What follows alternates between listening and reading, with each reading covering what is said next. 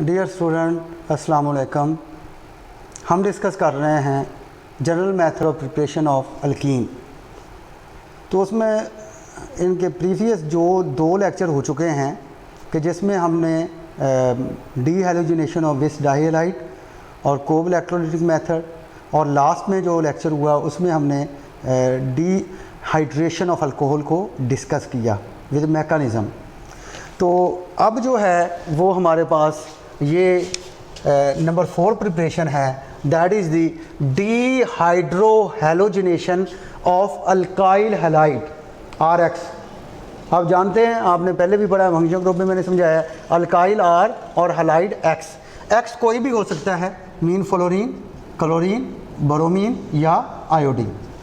R कोई भी हो सकता है, मिथाइल लगा दें तो ये बन जाएगा हमारे पास मिथाइल, फ़र्ज़ करें chlorine methyl chloride.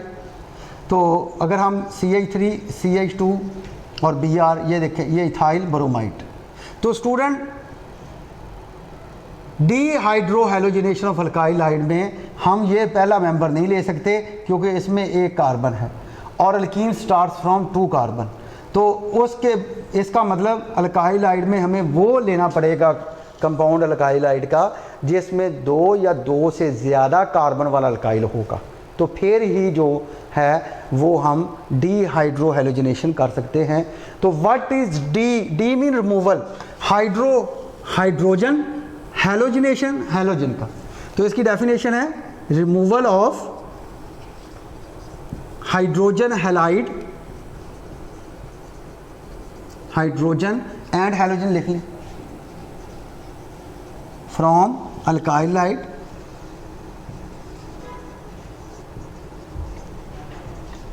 is called dehydrohalogenation। इसको हम dehydrohalogenation का नाम देते हैं। और ये जो dehydrohalogenation है, that occur in the presence of strong base KOH, alcoholic KOH, alcohol में जो प्रिपेयर की जाए, क्योंकि KOH 2 किस्म का होता है, एक अल्कोहल में प्रिपेयर किया जाता है सॉल्वेंट और एक एक्वस में। तो जो अल्कोहल में तैयार किया जाए अल्कोहलिक KOH और दूसरा है एक्वस KOH। यहाँ में अल्कोहलिक KOH चाहिए। तो रिमूवल ऑफ हाइड्रोजन, ये देखें, फ़र्ज़ करें मैं ये एक स्ट्रक्चर आपके सामने लिखता हूँ इस डेफिनेशन को एक्सप्लेन करने के लिए। CH3 CH2 ये हमने ले लिया Cl, that is ethyl chloride and chloroethane भी इसको कहते हैं अकॉर्डिंग टू IUPAC।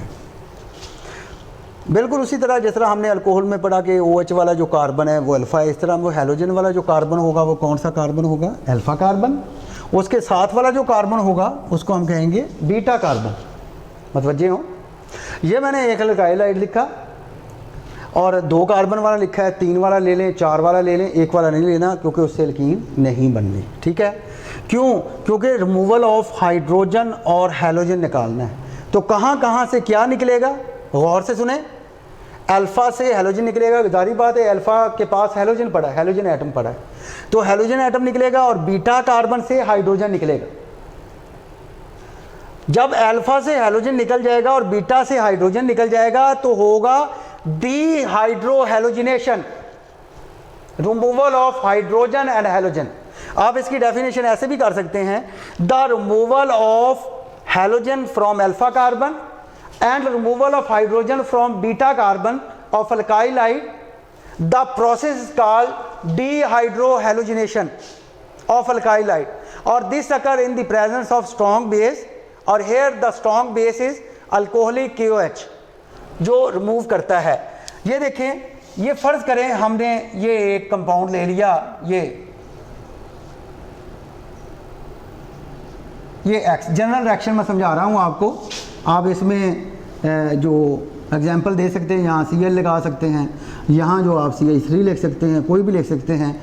तो इसमें आपने डाल दिया KOH अल्कोहलिक, ये अल्कोहलिक KOH डाल दिया, ऐड कर दिया, ये पॉजिटिव है, ये नेगेटिव है। तो अब हम इसको लेबल कर लेते हैं, ये अल्फ़ा कार्बन है, ये बीटा कार्बन है। अल्फ़ा से हैलोजन निकला और वो K ये नेगेटिव होता है, आप जानते हैं। और यहाँ CH2, अगर CH2 को आप इस तरीके से लिख लें तो क्या होगा, ये अगर नेगेटिव है ये नेगेटिव है तो हमें सिर्फ H पॉजिटिव चाहिए। तो जब H पॉजिटिव चाहिए तो बॉन्ड यहाँ ही चला रह जाएगा, तो ये बॉन्ड इधर शिफ्ट हो जाएगा।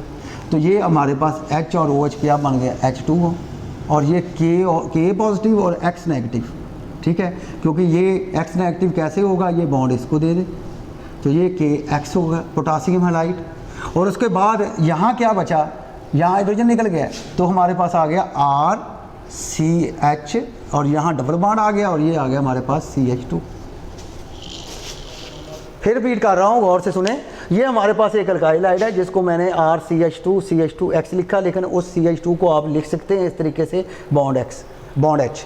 क्यों? क्योंकि ये बीटा कार्बन, और बीटा से आपने डेफिनेशन में पढ़ा कि हाइड्रोजन निकलेगा और अल्फ़ा से हैलोजन निकलेगा। तो ये KX आ गया। अब जब KX आया तो यहाँ से H निकला, और वो HOH से मिला तो वो वाटर बन गया।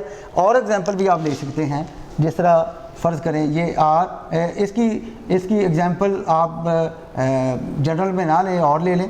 ये देखिए, फ़र्ज़ करें CH3 CH2, ठीक है, और यहाँ पे फ़र्ज़ करें ये Br लगा दें, दैट इज़ इथाइल ब्रोमाइड या ब्रोमोइथेन, और ये 2 कार्बन वाला अल्काइल हाइड है, ठीक है। और यहाँ इसको लेबल कर लेते हैं, ये अल्फ़ा कार्बन है, ये क्या है, बीटा कार्बन है, ठीक है। और इसमें हमने डाल दिया, ऐड कर दिया ये। तो जब ये इसको देंगे तो यहाँ CH3 है, तो इसको आप CH2 बॉन्ड H लिख दें, ठीक है। और ये बॉन्ड इधर शिफ्ट हो गया, और ये H पॉजिटिव की सूरत में OH से मिल गया, ये वाटर बन गया। और ये क्या आ गया हमारे पास, KBr, ये KBr है। और यहाँ क्या, ये हमारे पास यहाँ पे इथीन बन जाएगा। जितने कार्बन वाला आप अल्काइल हलाइड लोगे, अल्काइल ग्रुप लोगे, उतने कार्बन वाला अल्कीन बनेगा। देख ले, 2 कार्बन वाला, 2 यहाँ पे 3 फ़र्ज़ कर लें, वो 3 वाला बन गया। तो इस तरीके से आप ये, और इसको मज़ीद ये देखें, ये हमारे पास फ़र्ज़ करें ये एक जनरल और आ गया, ये थोड़ा सा बड़ा चेन ले ली, ठीक है। तो इसको मेंशन कर रहा हूँ, गौर से समझें कि ये अल्फ़ा और बीटा से निकलना, यहाँ से नहीं निकलना, कि अल्फ़ा और बीटा के दरमियान से एलिमिनेशन होना है। अल्फ़ा से हैलोजन निकलना है, बीटा से हाइड्रोजन निकलना है, ठीक है। तो हमारे पास क्या बना, ये KX बन गया, ठीक है, और ये वाटर बन गया, ठीक है। और यहाँ ये ज़रूरी नहीं कि ऐसे लिखना है, आप अगर इमेजिन कर लें कि यहाँ से मैं निकाल रहा हूँ हाइड्रोजन, तो आप इस तरीके से भी लिख सकते हैं, R का R आ गया, और ये सफ़र नहीं हुआ, इसको डिस्टर्ब हमने नहीं किया, तो ये CH2 आ गया। और यहाँ से आपने निकाला बीटा से, तो ये CH रह गया, और ये डबल बॉन्ड आ गया, और ये CH2 आ गया। This is also alkene. तो स्टूडेंट, ये था dehydrohalogenation of alkyl halide, removal of hydrogen and halogen from alkyl halide is called dehydrohalogenation. और इसके लिए हमें चाहिए बेस, और बेस भी कौन सी, स्ट्रॉन्ग बेस, ठीक है। तो वो स्ट्रॉन्ग बेस है अल्कोहलिक बेस। अब मैं आता हूँ इसके मैकेनिज़्म की जानब, ठीक है। ये देखें, रिएक्शन के बाद इसका भी मैकेनिज़्म है, बहुत छोटा सा मैकेनिज़्म है, तो मतवज्जे हों। फ़र्ज़ करें ये CH3 CH2, और ये हमने Cl ले लिया, ठीक है। तो इसको लिखने का अंदाज़ ज़रा समझ लें। फ़र्ज़ करें ये आप ले लेते हैं इस तरीके से, ये CH2, ये बॉन्ड, और ये हमारे पास, या इस तरीके से कर लें CH3 CH2, और ये ऐसे आ गया। तो इसको ऐसे भी लिख सकते हैं, और इस CH3 को क्या हम लिख सकते हैं, CH2, और ये बॉन्ड H। अब ज़रा समझें, इसमें क्या हमने ऐड किया, K पॉजिटिव और OH नेगेटिव। तो सिचुएशन क्या है कि ये बॉन्ड जो है ये इंटरमीडिएट स्टेट आएगी, ठीक है, जिसमें हमारे पास CH2 H और ये Cl, और ये इस पे अटैक कर रहा है हमारे पास K पॉजिटिव और OH नेगेटिव। अब इस जो मैंने अभी रिएक्शन लिखा था उसमें हमारे पास प्रोडक्ट ये बन रहे हैं KCl, और साथ में क्या बन रहा है, वाटर। KCl कब बनेगा, जब K पॉजिटिव Cl नेगेटिव से रिएक्ट करे, क्योंकि इसकी अवेलेबिलिटी देखें, ये K पॉजिटिव है, इस K पॉजिटिव को हमें क्या चाहिए, Cl नेगेटिव। Cl नेगेटिव कब लेगा, जब ये बॉन्ड इसको मिल जाएगा, ये बॉन्ड अपने साथ लेकर जाएगा।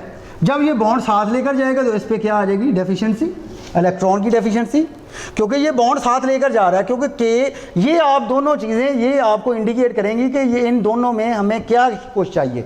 तो ये के पॉजिटिव है तो ये सी एल नेगेटिव कब है, जब ये बॉन्ड अपने साथ लेकर जाएगा। तो वो बन गया हमारे पास के सी एल, के पॉजिटिव और सी एल नेगेटिव।